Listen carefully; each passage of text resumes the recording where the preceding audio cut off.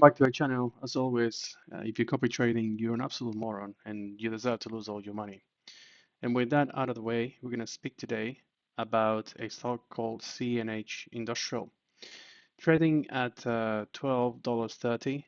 And this is a company trading in the American Stock Exchange, but actually they are headquartered in the United Kingdom in Basildon.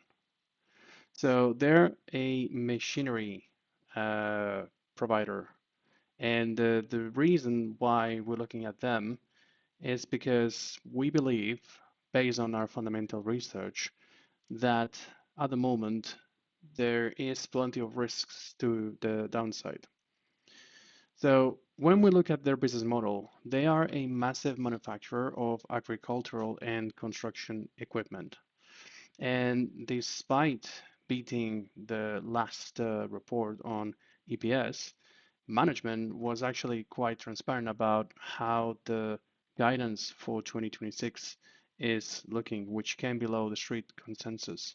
So we look at, for example, the price target.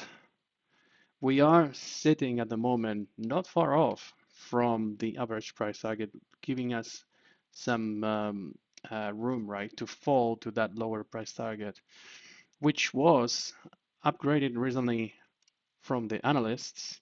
But at the same time, when we look at the guidance, we see that on all accounts, sales, EBITDA, EPS is actually being revised downwards. And no, at the same time, while the stock has had a pretty significant rally.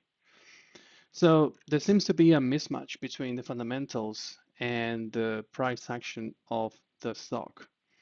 And that creates an opportunity for us to go short and protect the long book that we, of course, are running on the other side.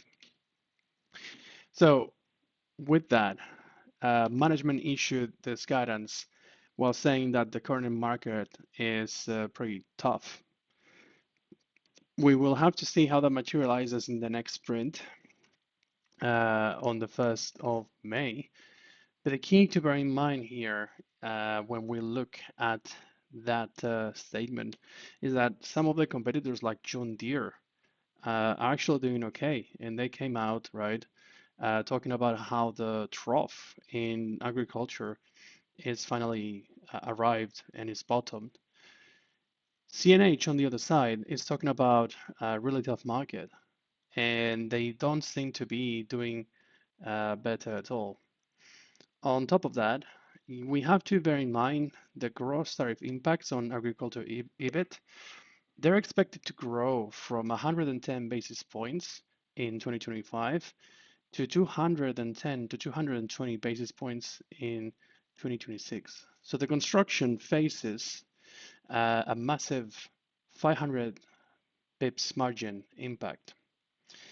And then we have to bear in mind that effective 24th of February this year, there is a global 10% temporary import duty taking effect into the United States. For a company like this, which is global but does sell, even though it's headquartered in the United Kingdom, does sell its products to North America, that would likely be problematic.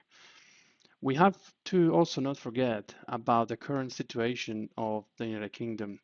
So business investment in the United Kingdom is forecasted to contract by 0.2%, reflecting a global industry trough rather than a regional anomaly. But on top of that, um, the economics of the United Kingdom are quite poor in this point in time.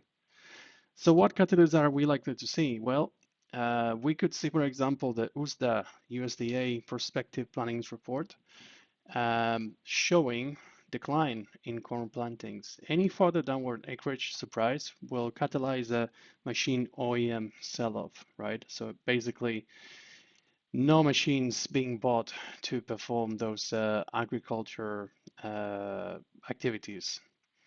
The tariff surcharge implementation, of course, this could change any second, considering how snappy things are at the moment in this matter. And also, the company confirmed the closure of its Burlington, Iowa plant by Q2 this year, which involves relocating loader backhaul lines to Wichita. So plant closures often involve manufacturing hiccups, right, and friction in terms of operations that could turn their numbers to worse than expected. So at the moment, with all these factors playing out, and considering the environment, the sector they're in, and where the company is at, we could see plenty of downside. Price action seems to suggest that we're retesting this historical lows once again at in the beginning of January, and the price action did not surpass the previous multi-year highs. So that leaves us plenty of room to go back down. Hope you enjoyed the video. See you soon.